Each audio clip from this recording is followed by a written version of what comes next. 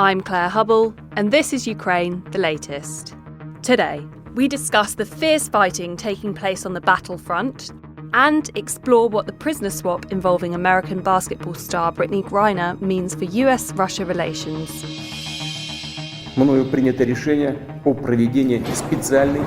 This hideous and barbaric venture of Vladimir Putin must end in failure. Putin's war in Ukraine has destabilized energy markets the world over. Nobody's going to break us. We're strong. We're Ukrainians.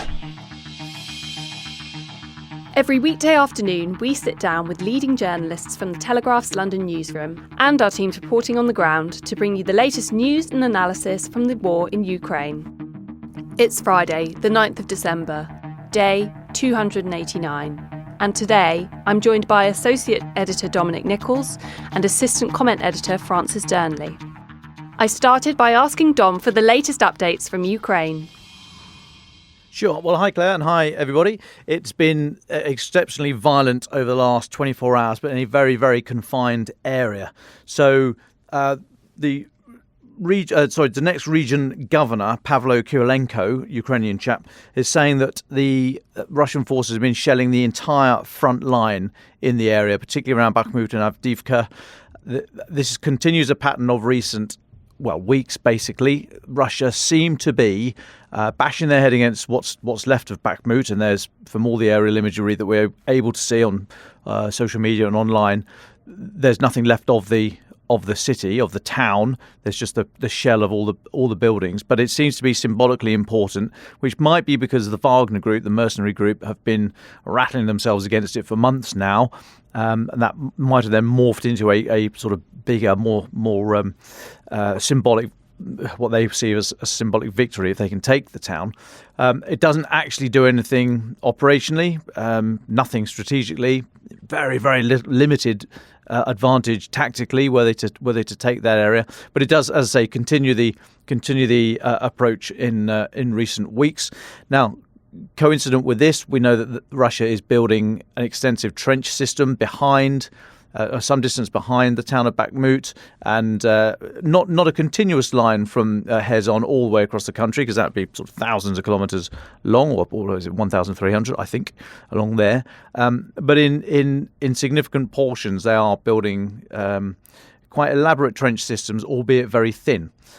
Now, whether or not this is that they are hammering Bakhmut in order to buy time to get these trench systems complete and try and affect sort of events on the ground ahead of any negotiations that they would wish for. And bearing in mind that Russia desperately need negotiations now, they want a ceasefire over the winter to replenish their dwindling stocks of personnel and equipment.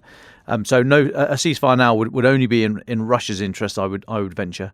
But they seem to be going hell for leather in that central area of the Donbass, around Donetsk, possibly because, as I say, it is symbolic now, but also maybe as a way of buying time. So we're not entirely sure there, but they are expending a huge amount of people and equipment there. Ukraine, we're not entirely sure what they are losing there. They're not losing ground to any great degree, and certainly not around the town of Bakhmut. So we don't think they're taking a huge number of casualties, but they seem to be putting in the minimum required to allow Russia to keep doing what it's doing. Remember, we spoke to John Spencer a couple of days ago, specialist in urban warfare, and he said, look, he was quoting Napoleon, never interrupt your enemy when he's making a mistake. And that seems to be what Ukraine are doing. They're just holding enough there to keep Russia at bay, but also expending themselves against this sort of brick wall around Bakhmut. Elsewhere, so not in Ukraine, and just worth mentioning because I think it's worth noting and moving on. But there's a massive fire in Moscow, seemingly a shopping mall there that's completely gone up in smoke. That is, there was some suggestion initially, like, oh my, Ukraine is striking in Moscow. I really don't think that is the case. There's very dramatic imagery. You'll find it all on social media. I think it is far too I just don't think it is be correct to say that Ukraine have hit that. I mean, firstly, it's a hell of a long way, and I know they've been firing. We think they've been firing these old drones, the Tupolev 141 drones recently, which hit some of the airfields hundreds of kilometers inside Russia. But to actually get into Moscow, I don't think that is the case. And I don't think if they were able to do that, I don't think they'd go for a shopping mall. Of course, munitions can go off course, but I just think I don't want to expend any more energy on this because I really don't think that had anything to do with Ukraine. But you will see those very striking images on social media. Elsewhere, worth noting, today's UK Defence Intelligence report sort of backs up something that we've been talking about recently. So they note that after a pause of about 3 weeks, there's been a resurgence in Russian attacks using Iranian drones. So as we know, the Shahed 136 drone, the loitering munitions. UK Defence Intelligence is saying that Russia is likely to have received a resupply of the Iranian Shahed 131 and 136. Now, I have to say, I'm unfamiliar with the 131. I'll have a look at that. But they're saying that on Wednesday, 14 Shahed 136s were shot down. That's according to Ukrainian General Staff. And they were used to attack mainly the Zaporizhia and Dnipro areas. So first attack in 3 weeks. We mentioned this before, saying that these attacks have been on the wane, probably because they were Russia had lost so many precision-guided munitions and these loitering munitions, these drones. So if they've taken a new delivery from Iran, then we should expect more of these to come. However, at the same time, there's a huge effort going into pushing air defence assets into Ukraine, and they are not massively sophisticated. They don't need to be. So a lot of the old systems, such as the German Gepard, these self-propelled guns that have twin 35mm cannons that are just brilliant at shoving a whole mass of lead into the sky, that are very, very capable against these Shahed 136 drones. They are low, slow, noisy. You can see them, you can hear them coming. So actually, you don't need to have a massively intricate, or not. That's unfair. You do need an intricate air defence system. You don't need a massively technically advanced and expensive air defence system to have a go at these things. So if there are new deliveries, then I think Ukraine are in a much better place than they were a couple of months ago. Of course, some of these things always get through and they go bang at the end of their flight, so that's never take it for granted. But they are in a much, much better place. Got a couple of other bits and pieces to talk about, but I'll just take a little pause for breath there. Thank you for that, Dom. Coming to you next, Francis. As we mentioned yesterday, the US basketball player Brittney Griner has been freed today, and we know her plane has touched down in Texas after 10 months in Russian captivity. What does yesterday's prisoner exchange tell us about diplomatic relations between Russia and the US? Well, thanks, Claire, and good afternoon to everyone. I think, first of all, we should say that this is a significant moment, at least as far as the US news cycle looking at Ukraine is concerned. When you have a superstar basketball player in Russian captivity, of course, that's going to make headlines for right or wrong. I think the most significant element of this is who she was swapped for, which, of course, we spoke about live yesterday as we got the news coming through on the podcast around this time. Victor Bout, of course, a notorious arms dealer in the past, films made about him, and as I say, a highly dangerous figure in his time.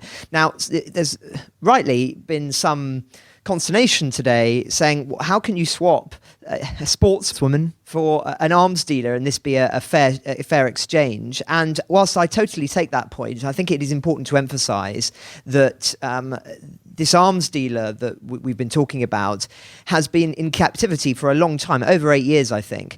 And so I think the world of arms dealership has changed a lot in that time.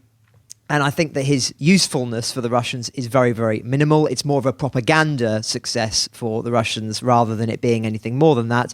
And it's worth saying, of course, that Miss Greiner is at the beginning of her career, or at least is still able to do much, I'm sure. And so they have decided that this is the best bet rather than Russia having this powerful bargaining chip in the long term. So it is significant, but I think it's, in the grand scheme of things, for all the other subjects conflicts we've talked about on this podcast recently, I think it is not that significant. But it is important to contextualise it in the broader terms of the relationship between Russia and the US at the moment. And indeed, there's been quite an interesting remark made by Russia today, saying that its ties with the United States were still in crisis. That's a direct quote, despite this prisoner swap. They said, and I'll read the quote, "It is probably wrong to draw any hypothetical conclusions that this could be a step towards overcoming the crisis that we are currently having in bilateral relations." That was from a Kremlin spokesman. Ties continue to remain in a sad state, he said. A Russian citizen who is basically held captive by the Americans for 14 years is to return to his country. It's to say that he's been in captive for 14 years, but he's not been in prison for that length of time, I don't believe. Now, it's also just worth bearing in mind as well that there are other prisoners of war and prisoners as well that that are American, that are British, that are prominent figures that are in Russia and have been arrested there that have not been released as part of this. And I think it is important just to underline that fact that whilst this is, I'm sure, a very happy moment for Ms. Greiner, there are many others who will, of course, be very distressed that their loved ones are still in Russian captivity. Just staying on this theme of international relations with Russia, quite significant intervention from James Cleverly, the British Foreign Secretary today, who has announced that there will be yet more sanctions on individuals in Russia. He's written an op-ed for The Guardian. He wrote for us, I think it was last week, so obviously trying to get a spread of newspapers here in Britain. And he says, "So far, we have targeted over 1,200 Russian individuals, including at least 100 oligarchs and their families, with a net worth exceeding £140 billion. We've hit whole sectors of the Russian economy, immobilising Russian central bank reserves, preventing Russian companies from raising funds in the City of London, and placing UK financial services beyond the Kremlin's reach. Together with allies, our sanctions have undermined Russia's ability to wage war. Today, I will announce new sanctions on individuals in 11 countries, including Iran, Russia," and he goes on and lists all of the others. Now, just on this point about the effect of these sanctions and other elements of the Russian economy, quite an interesting story buried in some sort of rather obscure economic analysis, really, but nonetheless, I think very interesting, which is from the Bank of Russia, who have said that the price cap on Russian crude and the EU's oil embargo present new economic shocks, according to the Bank of Russia. What does this mean? Well, in essence, that the Bank of Russia is admitting that it is expecting there to be more volatility in the markets as a consequence of not only sanctions, but also this oil embargo that we spoke about at length earlier in the week. They're said to be mulling their options to counter the price cap, including banning oil sales to some countries. There's sort of talks about them doing a price discount for some certain countries, etc. But I think the fact is that's important about this is that this is the bank saying publicly that it is facing shocks as a consequence. And in so doing, of course, it draws attention to the fact that we've raised many times on this podcast, which is that, yes, it may look like the Russian economy is doing not well, but is relatively stabilized as a consequence of the war. But actually, that is a misleading fact. If you think back to that Yale paper that said that the longer this war goes on, the more and more the Russian economy will decline and will feel the impact of this, and that any temporary resilience will begin to evaporate. And I think we're starting to see some signs of that with this announcement from the Bank of Russia today, because, of course, they're having to say this to their investors, to the state, to their ordinary people who follow this sort of stuff, because if they didn't, it would cause real alarm. So, as I say, I think it's something to be watching there in this space. But conscious I've spoken quite a lot there, Claire, so I'll take a pause. Thanks for that, Francis. I have a question for you, and perhaps, Dom, you would like to weigh in on this too. How effective have sanctions proved so far? Do we have any evidence that they have had an impact on the trajectory of this war so far? Publicly, I would say that not as much as perhaps we expected early on in the weeks and months of the war.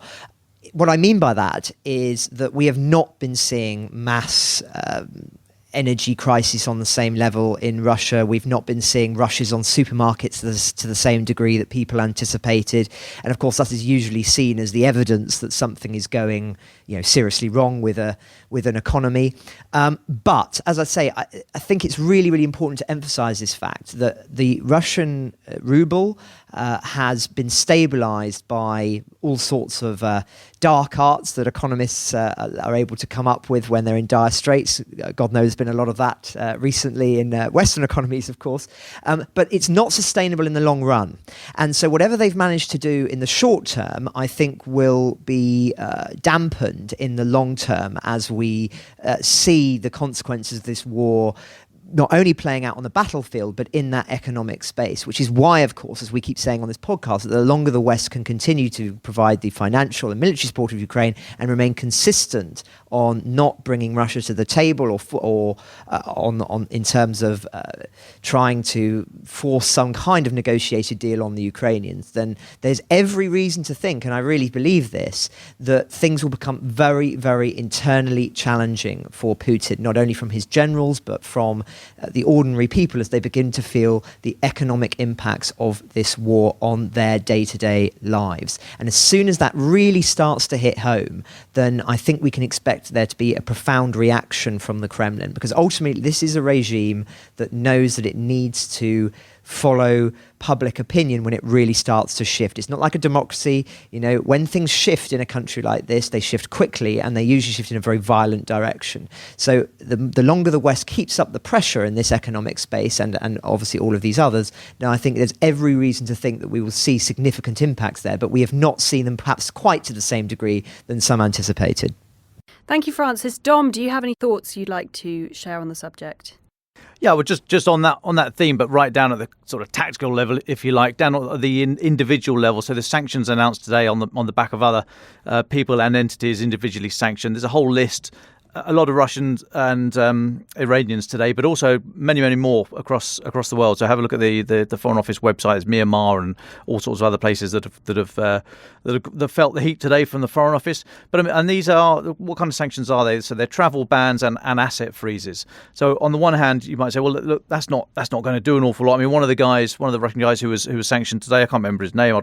I'll find it somewhere, but he's supposedly the commander of the 90th Tank Regiment, which has been singled out for a lot of alleged atrocities in Ukraine, and this guy has been supposedly been enriching himself on the back of his position, and then allowing his troops under his command to commit atrocities in Ukraine. So he might never want to come to holiday in London or anywhere else in the UK, and it's fine, but. So these things might not have a huge effect, but cumulatively over the years, and if they're expanded, then this is just going to needle away at the high society in Russia, for who for too long have looked, as Rishi Sunak, our Prime Minister, says, looked at Londongrad as a bit of a playground, somewhere to hide your money, and all the rest of it. And so if what happens now is that these people can't send their children to lovely private schools, and they can't buy up all these great estates in Surrey and have lots of sort of race horses and so on and so forth, then it just sort of really just knocks back them on a personal level. Now, of course, overnight that's not going to lead to mass change in the Kremlin. But if we need all these people long enough and systemically enough across the world, then to push back and say, look, actually, we just don't want to hang around with you anymore. You're just a little bit dull. You keep going on about vodka and invasions and NATO and God knows what else. I mean, boring. So if we could do something there, then it might actually work. If you have a look last week at the big hit that the National Crime Agency here did in the UK against an unnamed individual, name we know, but we're not, for legal reasons, we're not going to be talking about that. But it's subject to an unexplained wealth order. So show us how you're able to afford that massive house and that yacht and all the rest of it. And whilst this is mired in legalese, because it's very easy to say, right, well, we should buy these yachts, we should take these yachts and just sell them and send the money to Ukraine or send the money to whatever else. I mean, it doesn't work like that, because these things are subject then for years of legal wrangling, and the government will have to look after the asset. So we'll have to make sure that the mansion that they take over is kept in an orderly fashion, and the yacht, and so on and so forth. So they don't want to be doing that. But ultimately these things might be handed back to the individuals. But I'm just saying that all these efforts just needle away and make London and elsewhere much less permissive than it has hitherto been, and it's just another front to push back against what's happening, or against the Russian system that is intricately and intimately linked right back to the Kremlin. The only other thing I'd say about Brittney Griner is that I think this is an example of sort of pragmatic deal making. US officials were saying it was either accept Griner or nothing. So the case of the US Marine Corps veteran Paul Whelan, who's been in prison since 2018. But President Biden's getting a lot of heat for, well, why are you prioritising sports people over veterans and X, Y, and Z? Yeah, that's for US domestic politics to thrash out. But it sounds very much as if it was this deal or nothing. And when it comes to negotiating, you've got to be prepared to back off your initial position. You've got to have a fallback option that you would be equally delighted to take, and you'd be whooping for joy and high-fiving and all the rest of it to get your sort of second best option. And I think that was what happened here. Whether or not there are lessons here more broadly for how to deal with Russia is interesting, because we know from when we spoke to Yulia Osmolovska months ago now, who advises the Ukrainian negotiating team about how to negotiate, not what should be in those negotiations, but how to negotiate with Russians. She's saying that they always hold a maximalist position. They want everything. They're very, very loud, and it just gets really deafening. So you eventually sort of give in is their tactic. Now, whether or not Russia would see that this is a victory in that guise here, they get a bloke back who's largely he's been out of the equation for 12 years, or however long it's been since he was picked up in Thailand, I think. But equally, I mean, they'll have their moment. Great, they'll go on about how fantastic bout is and so on and so forth. But really, if they're suggesting that their system is going to be immeasurably improved and they're suddenly going to get loads more weapons and all the rest of it because one guy is now available to them, I mean, that's quite extraordinary. So fine, let them have their moment. But I think we should start to look at this and see whether or not there are any lessons there about how to negotiate with Russia. We should get Yulia back on actually and talk to her. Maybe try and do that next week. But yeah, just a couple of thoughts there. Do we think that Bout poses any real threat, specifically to Ukraine? But he's quite a guy with a sordid past. Does he pose a global threat? What should we be worried about him, essentially, is what I'm asking. Well, I mean, the global arms trade is pretty murky, and those regimes who don't want to adhere to international norms and standards make use of these types of individuals. So yeah, I mean, it's not a great day for humanity if he goes back to his old job. I don't think it will affect Ukraine at all. I think he's much smaller, and the conflicts that he has been influencing and making money out of. He's the guy upon which the movie Lord of War 2005 I think was based, with Nicolas Cage. So yeah, I think he's made a huge amount of money, but in the global scheme of the international arms market, no, I think he's fairly small beer and will not impact Ukraine. And as I say, if it comes down to one guy, if Russia is saying that they need this bloke to ramp up their procurement mechanisms and so on, then that says more about their existing systems than it does about this guy. Yes, thank you for that, Dom. Francis, I understand you've spent time reading and analysing the very lengthy RUSI report. What can you tell us about what you've found? Well, thanks, Claire. Yes, it's an extensive report, I think over 65 pages long. So it's taken me a little bit of time to work through it. It is really, really rich. And I hope Dom doesn't feel like I'm treading on his toes, because I know that he's already talked a little bit about some of the content in here. But we both agree that it was worthwhile reading it in full and plucking out perhaps some of the nuggets that are buried within. So if you just bear with me while I read a few of these, and I know that Dom will also have some insights on these once I've worked through them. So the essence of this report is looking at what happened in those early months of the war. What went right for the Russians, what went wrong for the Russians, what went well for the Ukrainians, what went less well for the Ukrainians, and why we are where we are, and the implications of that for Britain and for other military forces. But that is actually not the thrust of the report. The report really is military and strategic analysis, rather than this being about the implications for Britain. So, as I say, it's very, very rich, but I think certain quotes are worth pulling out and reading in full. So I'll go for the first one. The Russian plans for the invasion of Ukraine were detailed and offered solutions to most of the practical problems that Russia would face in occupying Ukraine. If completely executed, these plans could have succeeded. They came much closer to doing so than is widely appreciated. Although the assumption that there would be minimal resistance was incorrect, the occupation of southern Ukraine demonstrates that speed did offer a realistic path to asserting control over territory, even without popular support.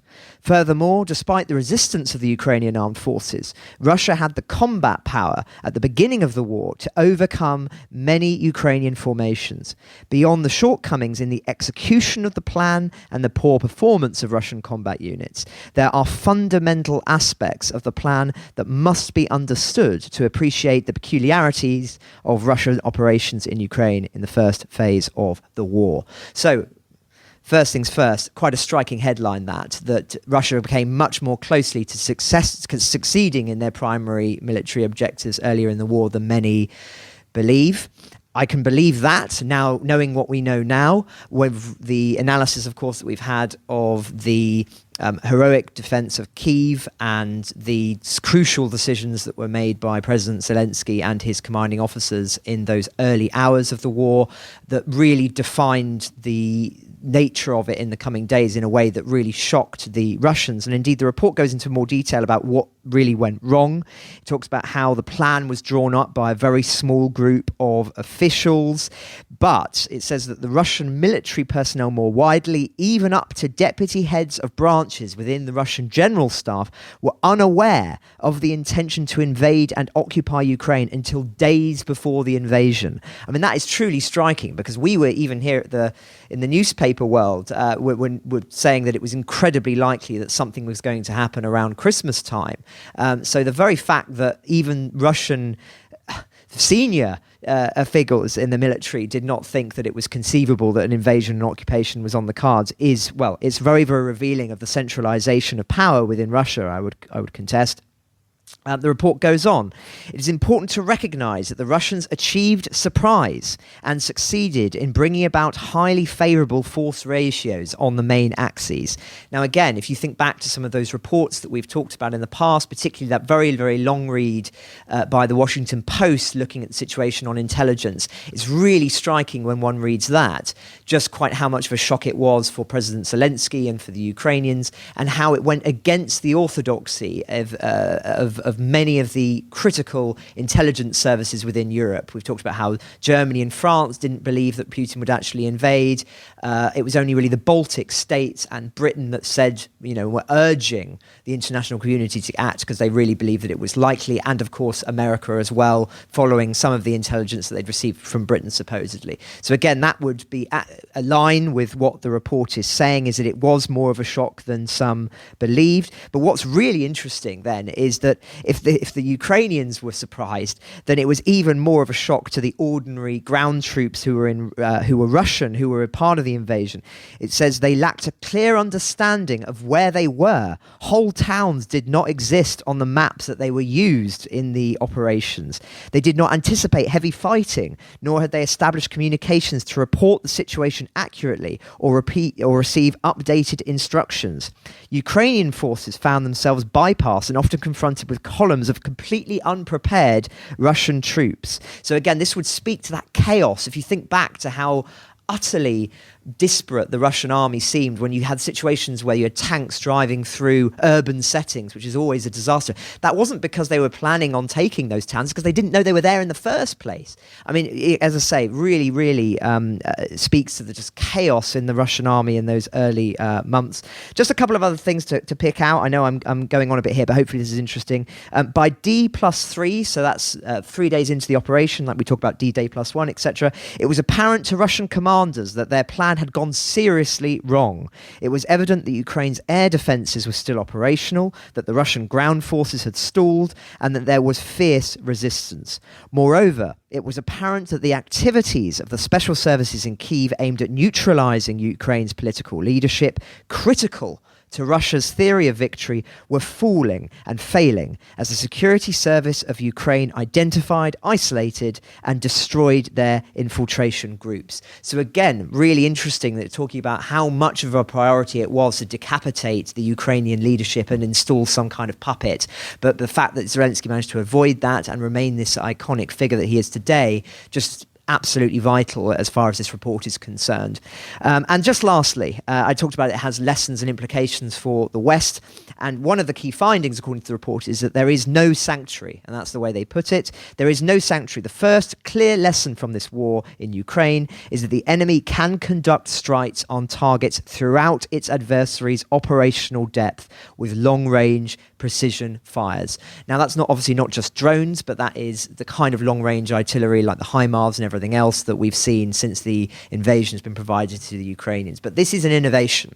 The fact that no one is safe anywhere, even far, far behind the front lines. And that is something new, and that is something that Western armies are going to have to adapt as a consequence. And one additional finding says that the central thrust, the central lesson of this for modern armies is the adaptability, and essential flexibility is vital. So it says the Ukrainians succeeded because they were adaptable, especially at the tactical level, and rapidly innovated new capabilities and concepts of employment as the war went on. And it goes on and talks about how NATO countries need to learn from this. So, I mean, doesn't it just sum it up that you've got a country that is, fighting for sort of a democratic spirit and is fundamentally inhabiting one of the central tenets of a democracy, which is that you're adaptive and you're innovative, and that over time can be very, very critical. And you compare that, of course, to the autocratic, centralized, bureaucratic operational system of the Russians, and it's, no wonder that they failed. So sorry that I've talked a lot there, Claire, but hopefully that summarizes the report for those listeners who don't have the time to digest 65 very complicated technical pages. But as I say, Dom is the expert on this and no doubt will have a lot of insights. Thank you, Francis. As you say, a very concise review of what is a very long report. Dom, I understand that you have previously read the report. What are your insights on it? Yeah, thanks, Claire. I mean, we spoke about it briefly last week when it was hot off the press, but it's on RUSI's website. I'd recommend everyone to go and have a look at it if you can. It is full of, it's a proper diet of red meat stuff, but it's all good. It's all good. So, if you've got time, then do go and have a look at it. But yeah, make sure you get a wet towel wrapped around your head first. I mean, it speaks of, to me, the overarching thing is that Russia just weren't prepared for this. Okay? Their intelligence was not good enough. They didn't know the army they were going to go up against, or the armed forces they were going to go up against, and the society within which they're going to be fighting. And that just trickles down through everything. And it's proper Muhammad Ali stuff. Everyone has a plan until they get punched in the face stuff. They just didn't know what to do. When they didn't take Kyiv in the first few days, they didn't have a backup plan.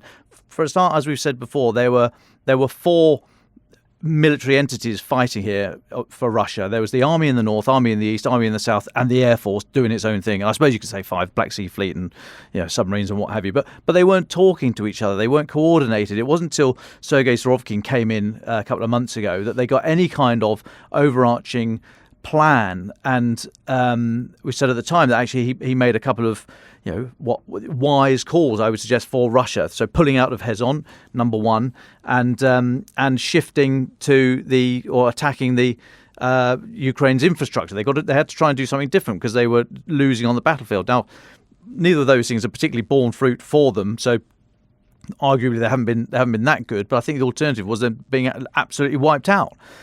So it's only since he's been around that there's been any kind of coordination. But what this report says, and as Francis brings out, and by the way, Francis, I'm going to get a Francis Durnley T-shirt saying, hopefully this is interesting, brilliant. But over time, the whole Russian plan was built on rapid advancement, taking the Hostomel airfield, for example, as a lily pad into Kyiv, and it all looks great on paper. I can almost hear these plans being briefed up because it all looks fantastic, and there's big arrows crossing huge amount of the map space, and it just doesn't work.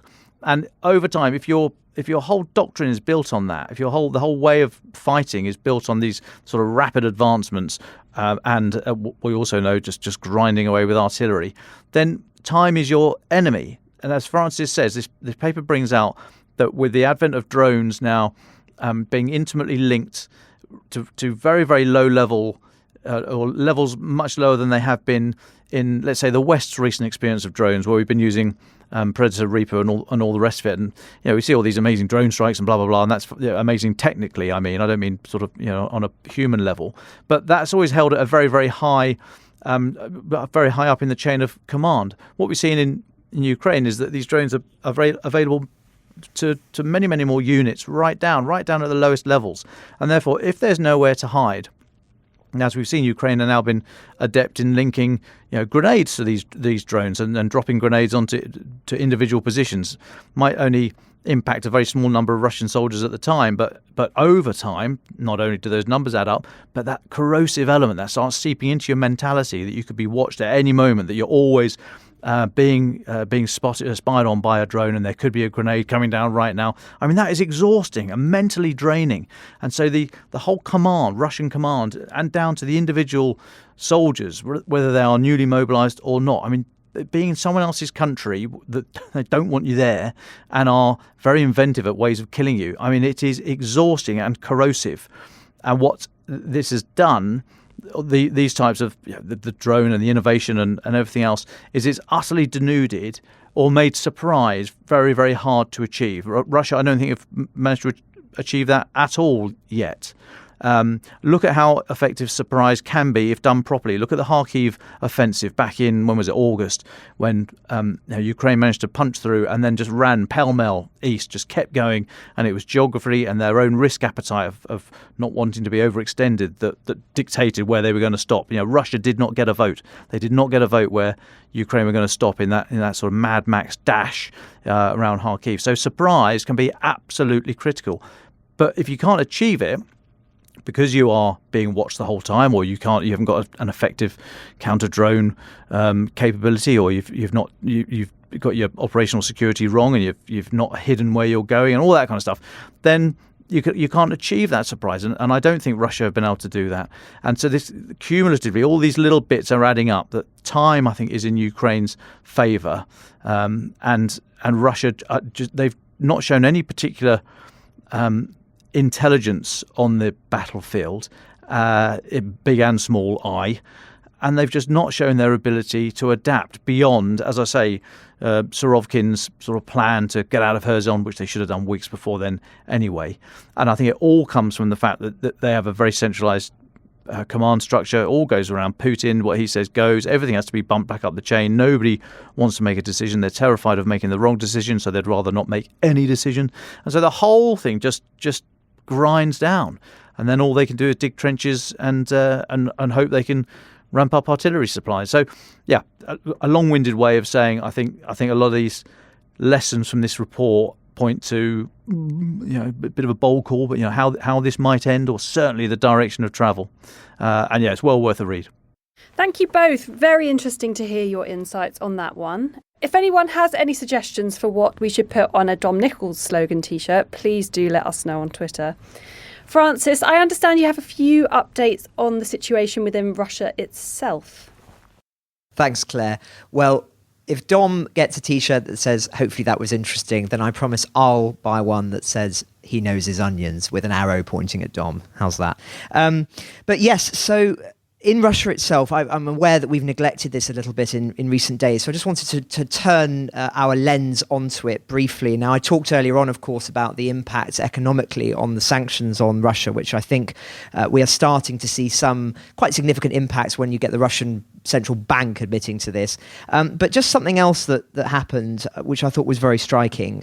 So in the last 24 hours, we've seen footage of President Putin at an awards ceremony for Heroes of Russia hosted at the Kremlin. And it's a very bizarre interview, one of the most bizarre of the war so far, I think it's fair to say. Now, there's been a lot of speculation online that he may be drunk in the interview. I'm not going to go as far as to saying that, because I'm not intimate enough with watching Putin's speeches more when he's in a more relaxed format, shall we say. But he does appear to be very relaxed. He's sort of swaying around a little bit. And the most striking thing about it, given the subject that he's talking about, which is, as I'll say, pretty shocking, is the fact that he's drinking sparkling wine whilst he's talking about it. So he's speaking about the attacking of civilian infrastructure, and essentially he admits to the fact that Russia are doing this. Yes, we do that, he says, but who started it? There's a lot of noise about our strikes on the energy infrastructure of a neighbouring country. This will not interfere with our combat missions. So quite a big admission there, and actually no doubt something that lawyers at The Hague are making a note of, that he's admitting to attacking civilian infrastructure, because as I say, that is now quantified as a war crime by many metrics. But as I say, the most striking thing about this is the fact that he's on film, alone, swaying, talking, with a glass of sparkling wine in his hand, talking about a war where tens of thousands of Russians and Ukrainians, tens of thousands for both sides, have died and are dying in the most hideous circumstances. And I cannot imagine any Western leader who would be filmed talking about such subjects, first of all, not behind a podium, but second of all, not least of all, with a glass of champagne or some other sparkling wine in his hand. I mean, it really is quite sickening, frankly. But not only that, it's remarkable how few people seem to have picked up on this, which I just think speaks to what we expect from Putin, what we expect from politicians in Russia, because it certainly is inconceivable to me that you would see a prime minister or a president do that. So I just wanted to draw attention to it. No great revelation in the interview, but nonetheless one that's causing a bit of consternation this morning. And just one other very small story that I don't want to, again, appear is too big in the grand scheme, but again, I want to draw attention to these stories because I think it's important to do so. So a Moscow court, I think it's about an hour ago, so it is a breaking story, have found a Kremlin critic, Ilya Yashin, guilty of spreading false information about the killings of civilians in the Ukrainian town of Bucha. Of course, somewhere very familiar to this podcast. David Knowles visited there on the trip to Ukraine, and we've got actually a very extensive analysis piece on Bucha coming out over the Christmas period, an episode dedicated to that, so do look out for that. And of course, it's well known already, the absolutely horrific events that took place there. But this opposition figure, guilty of distributing deliberately false information about the use of armed forces of the Russian Federation. We know that Mr. Yashin's alleged of talking about what occurred in Bucha and describing it in ways that were condemnatory of the Russian actions. And as a consequence of that, he is now,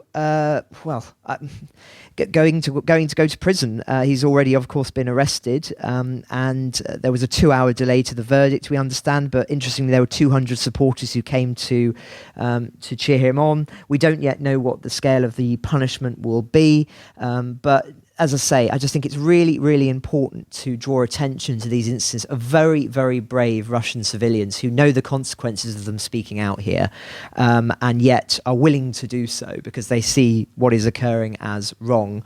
And as I say, he wasn't just alone in the courtroom. There were supporters outside of it who, again, will now no doubt be on Russian watch lists as a consequence. And as I know I've said before, I don't want to over-egg the opposition within Russia, but it is there. And I think it's vitally important that we do draw attention to it when there is a story that justifies doing so. Thanks so much for that, Francis. And for our listeners who haven't yet seen the previously mentioned footage of Putin drinking what appears to be champagne, that will be on our social channels this afternoon, so that's one to look out for. We're coming to the end of our time this afternoon, so if I could come to you first, Dom, for your final thoughts, what would you like to leave our listeners with this afternoon? Yeah, so something I thought about mentioning in the news, but I just haven't been able to source it correctly. But it looks as if there are going to be some Turkey-sponsored talks this tonight, or maybe the announcement tonight, between the US and Russia. Now, this might be in relation to prisoner exchanges on the back of the things we've been talking about today, or more broadly. So keep an eye out for that. And very interesting that the role that Turkey is playing here. In terms of regional power, Turkey is absolutely flexing its muscles and has done for a number of years now. But this war has really accelerated Turkey's position. They're absolutely pivotal, not only because of the geography and the access to the Black Sea, obviously, but just as a regional player for as Russia's power in Russia sees as her near abroad is waning, particularly with the CSTO, the Collective Security Treaty Organisation. So a really interesting interesting role being played by Turkey, and the latest of that looks like it's going to be hosting these joint talks this evening, or certainly over the weekend, between the US and Russia. So keep an eye on that. Thanks for that, Dom. And over to you, Francis. What are your final thoughts for the day? Well, thank you, Claire. I just want to go back to the speech that I was talking about earlier on from Putin. For many listeners, I'm sure it will have shades of Boris Yeltsin at the end of his tenure in office. But I was very struck by an observation made by a listener who DM'd me on Twitter, who made, I think, a really astute observation that Russian leaders, should I say, never have very long life expectancy. And I think the average life expectancy in Russia is 65 to 70, something like that. Now, Putin, of course, is already passing that now. And so one of the central calculations that Western leaders have been making, and we've talked about on the podcast, of course, is this worry that who would succeed Putin? Perhaps we need to offer Putin an off-ramp because we might get somebody even worse. But actually, does that conjecture hold water if, as some have speculated, Putin's health is actually not that good? So I thought it was an interesting point, because actually I think there is a lot of assumptions that Putin may well be, if he wants to be there another 5-10 years, and as a consequence there will be some officials in the West who will say, look, we want this war over, we need to dangle something in front of Putin that means that he's willing to leave Ukraine, whether that means that he gets to keep Crimea, certain territory, etc., then it's worth it, rather than us getting some extreme ethno-nationalist who we really can't deal with, who might press the red button, say. But actually, if we were to do that, and then in 6 months' time Putin's off the stage, what does it matter? So, as I say, a bit of a roundabout argument this, but I just thought it was an interesting point that hasn't been picked up before, which is actually that by Russian standards, Putin hasn't got long left to go anyway. Now, that may not be the case, of course, but, if you're just looking at the historical view. And so as a consequence, we need to think very carefully about what we may or may not give Russia in the years ahead, and maybe even months ahead, who knows. Ukraine the Latest is an original podcast from The Telegraph. To stay on top of all of our Ukraine news, analysis and dispatches from the ground, subscribe to The Telegraph. You can get your first 30 days completely free at telegraph.co.uk/audio, or sign up to Dispatches, our Ukraine newsletter, which brings you stories from our award-winning foreign correspondents straight to your inbox. You can listen to this conversation live at 1 p.m. each weekday on Twitter Spaces. Follow The Telegraph on Twitter so you don't miss it. If you enjoyed this podcast, please consider following Ukraine the Latest on your preferred podcast app. And if you have a moment, leave a review, as it helps others find the show. You can also get in touch directly to ask questions or give comments by emailing podcasts@telegraph.co.uk. We do read every message. We're especially interested to hear where you're listening from around the world. Ukraine the Latest is produced by Louisa Wells and Giles Gear, and today on Twitter, Emily Hill.